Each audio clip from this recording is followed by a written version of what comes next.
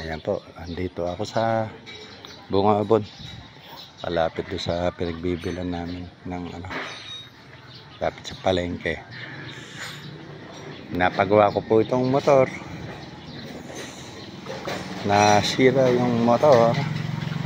Bubuksan yung makina. Kasi yung kickstart niya, pumapalo yung kickstart niya sa tambucho.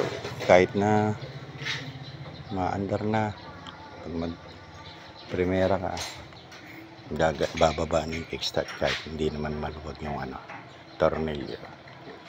Nasa loob kasi yung baka spring na tanggal. Tutulungan ng mag-ama.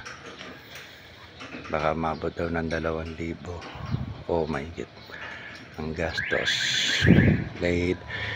Labor is 800 plus kung magkano yung nasira sa loob, yung ngipin, yung spring. Kaya antay-antabay lang.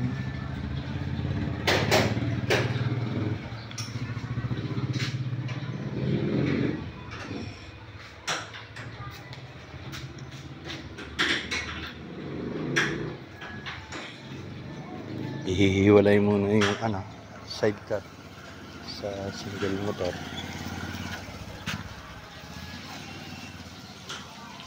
Buti galing kami Pampanga, hindi nasira. Kailan malapit lang, punta lang si Marlon sa Bungabon dahil umuulan, iniram niya. Tapos nung pagbalik niya nung gabi, okay naman. Alis kami ng umaga. Ayun, dito pa lang kami sa may iglesia, kumatok na.